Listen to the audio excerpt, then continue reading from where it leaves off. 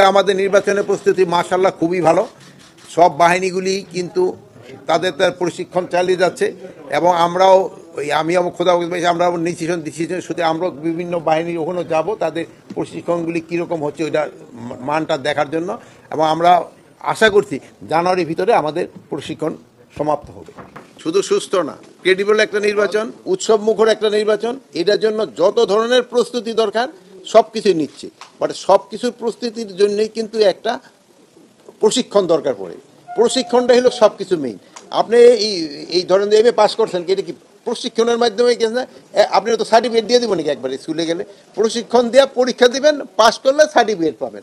এখন আপনি সব কিছু মিলে তো প্রশিক্ষণটাই তো মেইন।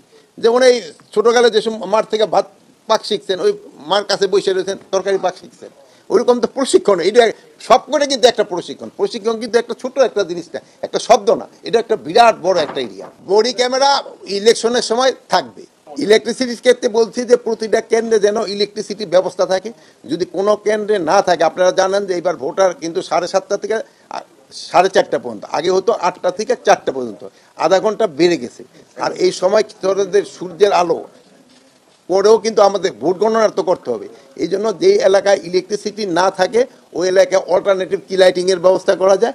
আর যেখানে ইলেকট্রিসিটি থাকে তো ইলেকট্রিসিটি এনশিওর করতে হবে যেন ইলেকট্রিসিটি ওই সময় থাকে। রংপুরে যে আমাদের এই একজন হলো আছে পুলিশে আর একজন আছে র্যাবে, তাদের এই মা এবং ফাদারকে হত্যা করা হয়েছে। এই জন্য আমরা অলরেডি ইনস্ট্রাকশন দিয়েছি যেভাবে হোক তাদের যারা করছে তাদের আইনের আওতায় নিয়ে আসার জন্য। নির্বাচনের আগে না, নির্বাচন আগে এই ধরনের ঘটনা তো ঘটছে, আমি তো অস্বীকার করি না।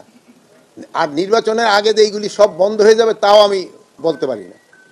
মানে যদি আমার কাছে কোনো ম্যাজিক থাকতো বা ওই সুইচ লাইট অন অফের মতো থাকতো তো আমি করে দিতাম যে লাইট অফ, এখন আর কোনো কিলিং টিলিং কোনো কিছু হবে না। আমার কাছে এরকম কোনো ম্যাজিক নেই। আইন শৃঙ্খলা বাহিনী কারে মাঠে নামতে দিচ্ছে না, সবাই মাঠেই তো দেখে, পুরা মাঠ তো তারাই গরম করে রাখছে।